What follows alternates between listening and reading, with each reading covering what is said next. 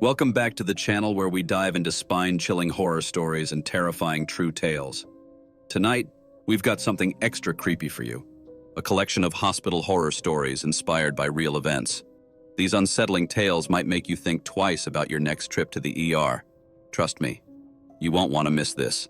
If you enjoy stories like these, be sure to hit that subscribe button and tap the bell so you're always the first to catch our next terrifying upload.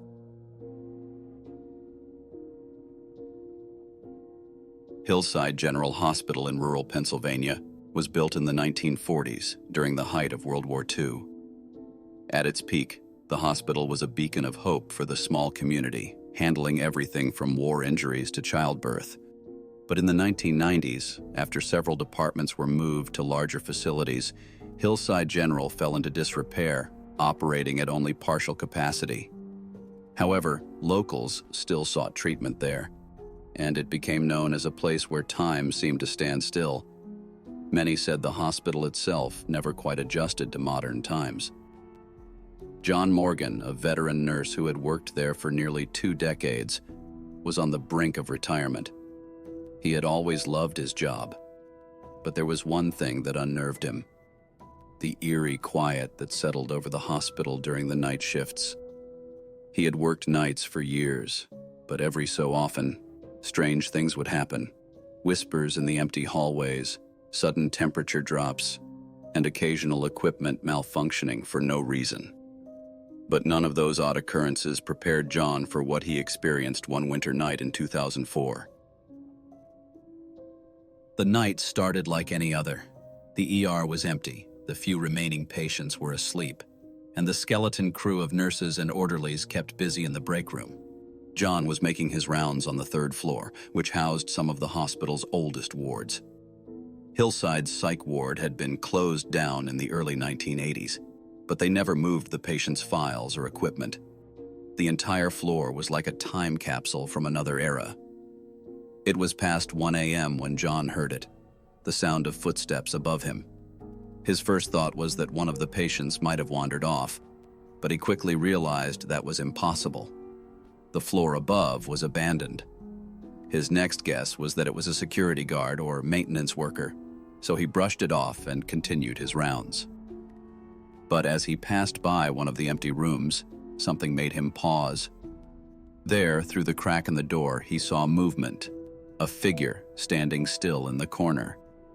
John's first instinct was that it must have been a reflection or a trick of the light, so he pushed the door open. The room was cold, colder than it should have been, and empty. There were no signs of anyone. The feeling of unease washed over him, but he told himself it was nothing. He moved on, but when he reached the end of the hall, he felt a sudden, overwhelming urge to turn around. His heart skipped a beat when he saw it. The same figure, this time standing in the middle of the hallway, motionless. John's breath caught in his throat. It was a woman, dressed in an old-style hospital gown, her long hair hanging over her face. He blinked, and she was gone. His rational mind told him it was exhaustion playing tricks on him, but deep down, he knew better. He had heard the stories, the ghost stories nurses told during breaks, about a woman who had died in the psych ward back in the 70s. She was a young mother who had been committed after a breakdown, only to die under mysterious circumstances. People said her spirit never left the hospital. John tried to steady his nerves and continued with his rounds. But the cold feeling followed him. The lights in the hallway flickered, and then he heard it. The sound of a woman sobbing. It echoed through the empty ward, and this time, John couldn't ignore it. He hurried back to the nurse's station and told one of the other nurses what had happened, expecting her to brush it off. But instead, she went pale. "You're not the first to hear it," she whispered. "The sobbing, it's happened before, and it's always on the 3rd floor." John's pulse raced as he stared at his colleague, her face ashen under the flickering fluorescent light. The sobbing continued, faint but unmistakable, drifting down the hallway like a cruel taunt. John forced himself to swallow his fear. He was a seasoned professional, not some rookie spooked by ghost stories. But something deep inside him whispered that tonight was different. "Who's heard it before?" John asked, his voice low but firm. "Almost everyone who's worked a night shift long enough," she admitted, glancing nervously over her shoulder. "But not usually this clear. It's been years since anyone—" A loud crash interrupted her, echoing from the far end of the hallway. It sounded like a metal tray hitting the floor, followed by the distinct clatter of surgical tools scattering. John and the nurse exchanged a look of mutual dread before he grabbed a flashlight from the station. "Stay here," he said. The nurse opened her mouth to protest, but John was already moving. His footsteps felt unnaturally loud in the silence, and the beam of his flashlight cut through the dim corridor like a knife. He reached the end of the hall and turned toward the noise, his stomach tightening when he saw the door to an old storage closet was slightly open. It hadn't been opened in years. Pushing the door wider, John shined his flashlight into the room. The air was frigid, each breath visible as a misty cloud. The shelves were lined with dusty bottles of medicine, rusted instruments, and forgotten patient files. But in the center of the floor was a surgical tray, its contents scattered in every direction. He knelt down, his eyes scanning for any sign of an intruder. That's when he noticed the footprints. Small, bare footprints smeared across the dusty floor, leading from the tray toward the back wall, and stopping abruptly. John's flashlight followed the trail, illuminating the wall. There was nothing there but peeling paint and an old call button. But just as he was about to dismiss it, the light caught something. Movement. His heart thundered in his chest as he leaned closer. A faint imprint began to form on the wall, like hands pressing against it from the other side. First one set, then another. They dragged downward, leaving streaks of condensation in their wake. The sobbing grew louder. "John!" The voice came from behind him, soft and trembling. He turned quickly, expecting to see his colleague. Instead, he saw her, the woman from the hallway. She was closer now, her face partially visible through the veil of her hair. One of her eyes was wide and bloodshot, the other hidden beneath a gaping wound. Her gown was torn and stained, and her lips moved, though no sound escaped. Then she lunged. The flashlight clattered to the floor as John scrambled backward. The room plunged into darkness, save for the faint glow of the hallway light spilling through the door. His breath came in ragged gasps as he felt a cold hand brush against his arm. He swung blindly, but his hand hit nothing but empty air. The sobbing turned to laughter, low, guttural, and inhuman. John bolted, stumbling into the hallway just as the door slammed shut behind him. The sound reverberated down the corridor, and the laughter stopped suddenly, replaced by the unnerving silence. He sprinted back to the nurse's station, but it was empty. Papers fluttered on the counter, and a cup of coffee lay overturned, its contents pooling on the floor. "Lisa," he called out, his voice echoing. A distant, metallic groan answered him, followed by the squeal of an ancient elevator. John turned toward the sound, realizing with mounting dread that it was coming from the old elevator at the end of the hallway, the one that hadn't been operational in decades. The sobbing echoed through the empty hallway, growing fainter as if descending into the hospital's very foundation. John stood frozen, staring at the elevator doors, his mind racing. He couldn't explain what he had just seen or heard, but every instinct in his body screamed at him to leave. He didn't wait for the elevator to return. Instead, he turned and hurried down the stairs, his footsteps echoing like gunshots in the eerie silence. The temperature seemed to drop with every flight, and by the time he reached the first floor, his hands were trembling so badly that it took him 3 tries to open the exit door. The cold winter air outside hit him like a slap, but it felt grounding, real. He leaned against the brick wall of the hospital, gasping for breath, his heart pounding as if trying to escape his chest. Inside, the hospital seemed eerily quiet again, but John knew better. Whatever had happened up there wasn't over, not by a long shot. That was the last night John ever worked the night shift at Hillside General. He resigned the next day, citing health concerns in his official paperwork.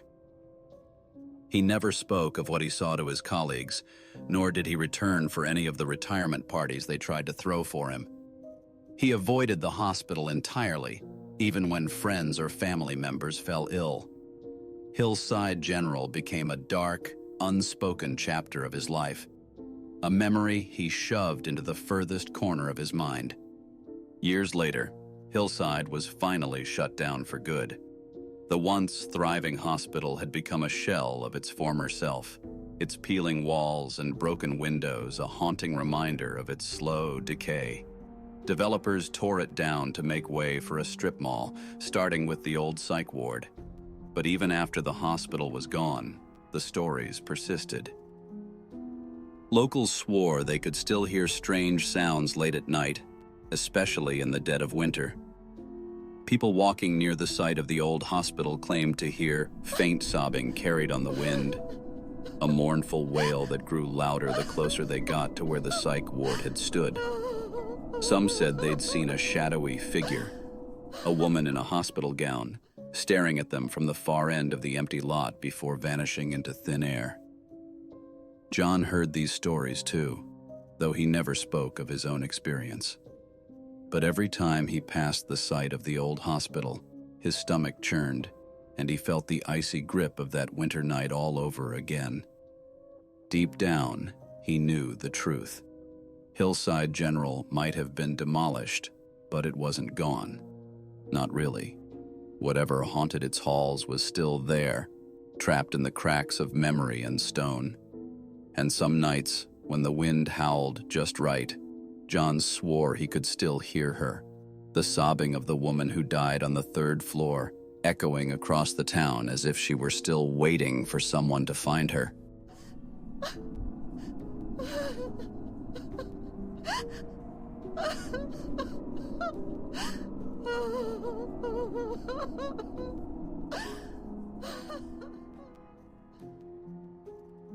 Ready for more?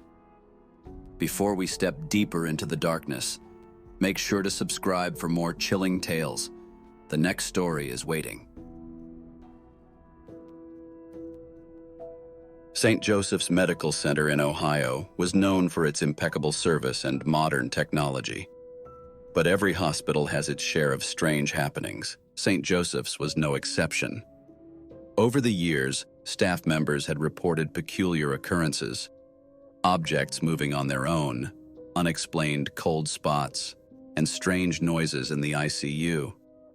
However, these incidents were always dismissed as the stress of working in such a high-pressure environment.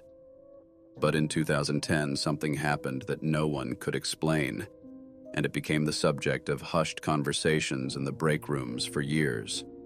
It was a normal evening shift in the ICU when a code blue alarm went off.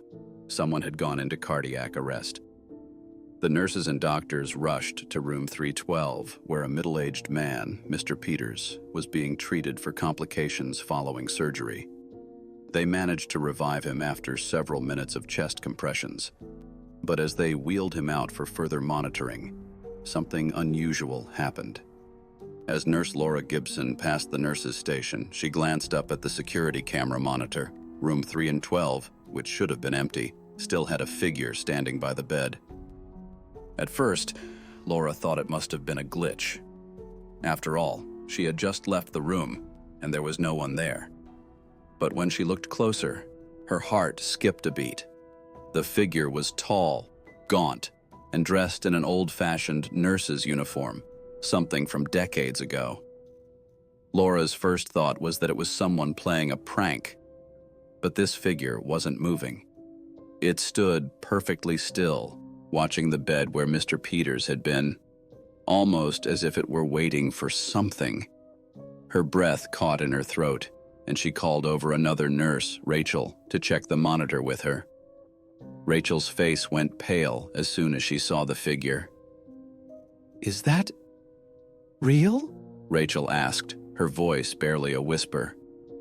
Laura, trying to rationalize what she was seeing, decided to check the room herself.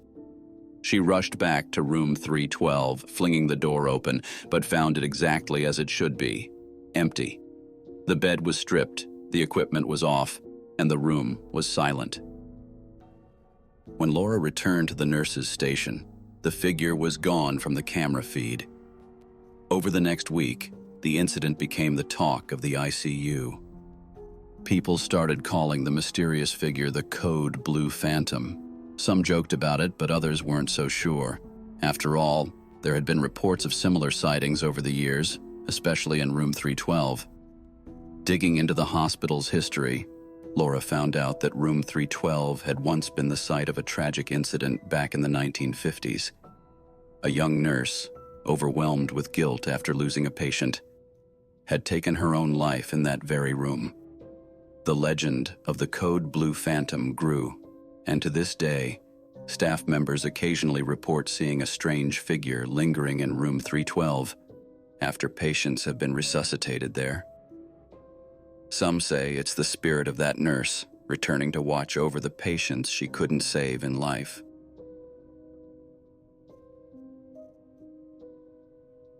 Memorial Heights Hospital in upstate New York was one of the oldest hospitals in the region, built in the 1920s to serve as both a medical and psychiatric facility. Over the years, it gained a reputation for being haunted, especially after several patients reportedly died under strange circumstances in the psychiatric wing during the 1960s. In 2015, the hospital was partially converted into a long-term care facility, but one wing, Ward C, remained locked and unused. The ward was where psychiatric patients had once been kept, and rumors swirled about why it had never been reopened. Officially, it was due to structural issues, but staff knew there was more to the story. Megan, a respiratory therapist at Memorial Heights, was one of the few people who had been inside Ward C. In 2017, she and a colleague, Jake, had been sent there to collect some old equipment that had been stored after the psychiatric wing closed down.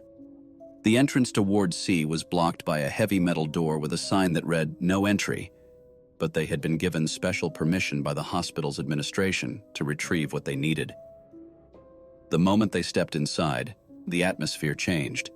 The air felt heavier, and the smell of mildew and old antiseptic hung in the stale air. The walls were lined with decaying medical equipment, and the faint sound of dripping water echoed through the empty corridors. "This place gives me the creeps," Jake muttered as they navigated the narrow hallways, their footsteps echoing in a creepy way. Megan nodded, feeling a growing sense of unease. They reached the storage room and began gathering the equipment, trying to move quickly and get out. But as they packed up the last of the items, Megan heard it. Soft, distant, but unmistakable. A voice. "Jake, did you hear that?" Megan whispered. Jake stopped and tried to listen. The voice came again, faint but clear. "Help me." Megan's heart raced. It sounded like a woman's voice coming from further down the corridor. "There's no one down here," Jake said, but his voice was shaky. Megan hesitated. What if someone's trapped?" Despite the fear gnawing at her, Megan couldn't ignore the voice. They followed the sound deeper into the abandoned ward, past rows of decaying patient rooms, until they reached the end of the hallway. There, at the very end, was a door. It looked like any other, but it was slightly open, the hinges rusted with age. Megan pushed the door open, revealing an old, dusty room. It looked like a patient's room from decades ago. Metal bed, peeling wallpaper, and an old IV stand. But the bed wasn't empty. Lying on it was the pale, gaunt figure of a woman. Her eyes were open, staring directly at them, her lips mouthing the words, "Help me." Megan froze, her blood turning to ice. There was no way this could be real. Jake grabbed her arm and said in a scared voice, "We need to go. Now." They turned to leave, but the door slammed shut with a deafening bang. The room grew colder, and the lights flickered. Panic set in, and Megan yanked at the door, her heart pounding in her chest. Finally, after what felt like an eternity, the door gave way, and they stumbled back into the hallway. They ran, without stopping, until they were back in the main hospital, breathless and shaken. When they reported what had happened, the hospital administration dismissed their claims. But Megan knew what she had seen, and when she later researched the hospital's history, she discovered that the room at the end of Ward C had belonged to a woman who had been confined there in the 1960s. She had died under mysterious circumstances, her pleas for help ignored by the staff. To this day, no one at Memorial Heights dares to enter Ward C, and it remains locked, a reminder of the hospital's dark past. Thanks for watching, and I hope tonight's hospital horror stories gave you chills. If you enjoyed the stories, don't forget to hit like and subscribe to keep the scares coming. I really appreciate your support. It helps us continue bringing you these terrifying tales. Drop a comment below if you've ever had a creepy hospital experience, and I'll catch you in the next one. Until then, stay safe and stay scared.